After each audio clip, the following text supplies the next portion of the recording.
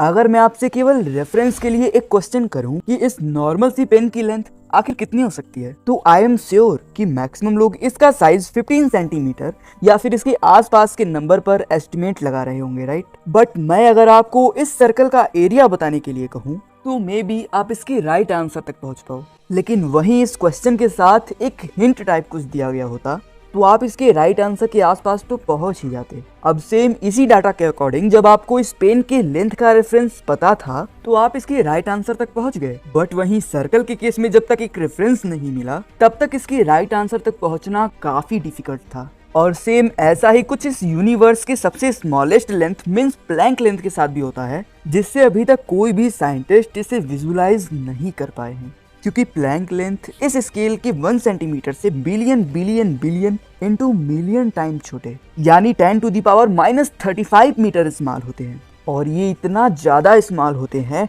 कि इनके आसपास की लंबाई की चीजें इस यूनिवर्स में एग्जिस्ट ही नहीं करती हैं। अब इतना सब कुछ जानने के बाद अब ये सवाल खड़ा होता है कि जब इस लंबाई की चीजें इस यूनिवर्स में एग्जिस्ट ही नहीं करती हैं तो इसे विजुलाइज कैसे किया जा सकता है। अब देखो इसके बारे में थोड़ा आगे डिस्कस करेंगे, बट उससे पहले ये समझो कि हमारा ब्रेन किसी भी ऑब्जेक्ट को इंटरप्रेट कैसे करता है, क्योंकि तभी आप इस प्लैंक लेंथ को विजुलाइज कर पाओगे। अब क्योंकि हमारा ब्रेन किसी एक चीज़ों का हमेशा दूसरी चीज़ों से कंपेयर करके अप्रोक्सीमेट उसका साइज एस्टिमेट करता है, और यही रीज़न भी है कि उस पेन के केस में तो रेफरेंस सेट था और इसलिए आप उसका साइज एक्यूरेट बता पाए हो।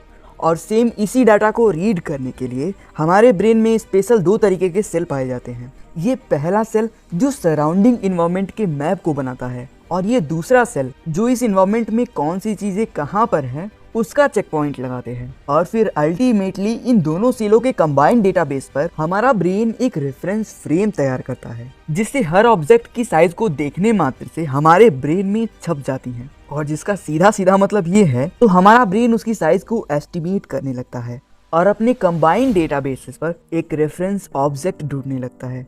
और सेम इसी डाटा को प्रूफ करने के लिए 2014 में साइंटिस्टों ने चूहों पर एक एक्सपेरिमेंट किया, और जिसके रिजल्ट में उन्होंने ये कंक्लूड किया कि हमारा ब्रेन इन्हीं रेफरेंस फ्रेम और हमारे अन्य सेंसेस के कलेक्टेड डेटा को इनकॉर्पोरेट करके इन्वायरमेंट में पड़े ऑब्जेक्ट का रेफरेंस बनाता है और एक दूसरे से कंपेयर करके उसके साइज को एस्टिमेट करता है। और सेम ऐसे ही मैं भी आपको उस सर्कल के केस की तरह रेफरेंस प्रोवाइड करूंगा, जिससे आपके ब्रेन को हेल्प मिल सके और आप प्लैंक लेंथ को इजीली विजुलाइज कर पाओ। तो सपोज करो कि एक एटम अगर अर्थ जितना बड़ा हो तो उसके सामने एक न्यूक्लियस इतना छोटा होगा तो वो सिर्फ एक गुड़गांव साइबर सिटी जितने बड़े शहर को ही कवर कर पाएगा। और अब इस न्यूक्लियस को फिर अर्थ जितना बड़ा कर दें तो उसके सामने एक इलेक्ट्रॉन उसी गुड़गांव साइबर सिटी जितना छोटा होगा। और वहीं अगर उस गुड़गांव जितने छोटे इलेक्ट्रॉन को फिर उसे अर्थ जितना बड़ा कर दें तो उसके सामने प्लैंक लेंथ साइज का ऑब्जेक्ट लिटरली एक एटम जितना छोटा होगा। मतलब आप देख ही सकती हो कि एक एटम जिसे हम इतने सालों तक एक स्मॉलेस्ट इनविजिबल पार्टिकल मानते आ रहे थे, एक प्लैंक लेंथ साइज भी उसके साथ कंपेयर करके उसे विजुलाइज नहीं किया जा सकता। क्योंकि आप बिलीव नहीं करोगे कि एक नॉर्मल से एटम को विजुलाइज करने में लिटरली 25 सेंचुरी का समय लगा है। अब देखो यहाँ पर मेरे कहने का मतलब ये है कि जहाँ पर एक एटॉम की थ्योरी अप्रॉक्स 500 BCE में आ गई थी, वहीं पर इसका विजुलाइजेशन करीब 25 सेंचुरी बाद 1900 में हुआ। अब देखो 500 BCE में ये जो एटॉमिक थ्योरी आई थी जिसमें ये कंफर्म किया गया था कि एटम एक ऐसे इनविजिबल यूनिट होते हैं जिनसे एट द एंड मैटर ही बनता है। अब जैसे ये थियरी पब्लिश हुई, फिलोसोफर्स की दुनिया में एटम को विजुलाइज करने की रेस भी शुरू हो गई। अब क्योंकि हमारी आंखें सिर्फ एक सैंड पार्टिकल जितने छोटे चीजों को ही देख सकती थी, और वहीं इन एटम्स का साइज सैंड के मुकाबले 10 मिलियन टाइम छोटा होता है, इसीलिए वो फिलोसोफर्स एटम को विजुलाइज नहीं कर पा रहे थे। अंटिल 700 BCE में जब इजिप्शियन ने देखा कि जैसे ही ग्लास पर कोई लाइट गिरती है तो उसके पीछे की चीजें बड़ी दिखने लगती हैं, और एक तरीके से यही वो समय था जब लेंसेज बनाने का सिलसिला इजाद हुआ। और इन लेंसेज की हेल्प से एक नॉर्मल ह्यूमन अपनी आंखों से 100 गुना छोटी चीज लाइक डस्ट पार्टिकल तक को आसानी से देख सकता था। पर एज यू ऑल नो कि एटम का साइज अभी भी इससे मिलियंस टाइम छोटा था, और इसीलिए एटम को विजुलाइज करना फिर भी पॉसिबल नहीं था। और अल्टीमेटली वो चीज पॉसिबल तब हुआ जब 17वीं सेंचुरी में फैब्रिक की क्वालिटी को चेक करने वाले ने एटम को विजुलाइज करने तक का रास्ता निकाल लिया। और ये कहना तो बिल्कुल गलत नहीं होगा कि आज हम इसी के मदद से ही एटलीस्ट प्लैंक लेंथ के नजदीक पहुंच पाए हैं। दरअसल ये एक ड्रैपर थे जिसमें उन्हें फैब्रिक की क्वालिटी को चेक करना रहता था और जिसके लिए उनके पास एक मैग्नीफाइंग ग्लास भी था। और उस ग्लास की क्वालिटी इतनी खराब थी कि उस फैब्रिक की क्वालिटी को मेजर करना काफी टफ मालूम दे रहा था। और तभी उन्होंने खुद से ग्लास मैन्युफैक्चर सीखकर एक ऐसा मैग्नीफाइंग ग्लास बना दिया जो नॉर्मल मैग्नीफायर से 270 गुना ज्यादा पावरफुल था। मतलब अगर मैं इसे आपको इजी लैंग्वेज में समझाऊं तो इसकी हेल्प से 1 मिलीमीटर के 1000 पार्ट में से भी एक पार्ट को आसानी से देखा जा सकता था। पर अभी भी इनकी क्वालिटी कुछ खास अच्छी नहीं थी। इसीलिए इन प्रॉब्लम को सॉल्व करने के लिए ये दो साइंटिस्टों ने इंडस्ट्रियल रिवोल्यूशन का फायदा उठाते हुए लेंसेज की क्वालिटी को थोड़ा सा इंक्रीज किया। और अब इन लेंसेज की वजह से ह्यूमन आइज लिटरली 1000 टाइम छोटी चीजें जैसे माइक्रोब्स तक को देख सकती थी। बट इन्हीं माइक्रोब्स की सबसे डिटेल्ड इमेज एक ऐसे माइक्रोस्कोप ने दिया जिसकी वजह से ही ह्यूमन आइज अपनी कैपेबिलिटी से बिलियंस टाइम छोटी चीजों को भी देख सकता था। एंड फॉर्चुनेटली इसी माइक्रोस्कोप की हेल्प से आज हम एटॉम्स यहाँ तक उनमें मौजूद इलेक्ट्रॉन तक को विजुलाइज कर पाए हैं।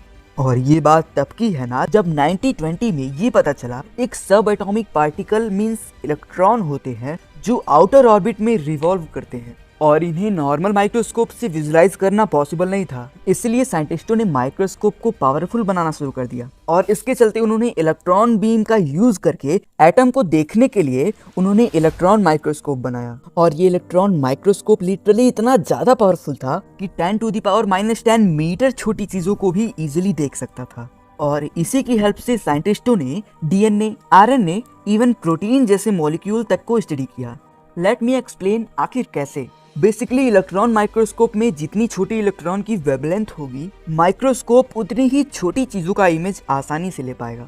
मतलब अगर एक इलेक्ट्रॉन की वेवलेंथ 10⁻⁻10 मीटर मींस एक इलेक्ट्रॉन जितनी होगी तो वो सिर्फ एक एटम की ही इमेज ले पाएगा। और अगर हम वेवलेंथ को छोटी करते जाएंगे तो एटम के अंदर की चीजें भी दिखने लग जाएंगी।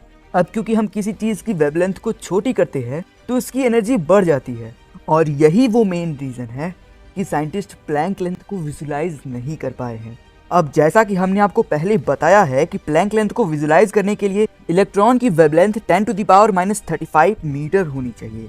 और अब क्या आप इसका मतलब समझ पा रहे हो कि इतनी छोटी वेवलेंथ को अचीव करने के लिए हमें एक इलेक्ट्रॉन को 10⁹ मीटर पर सेकेंड की स्पीड से एक्सेलरेट करना पड़ेगा, जो कि आराम से 10⁻50 वोल्ट एनर्जी को कंज्यूम कर सकता है।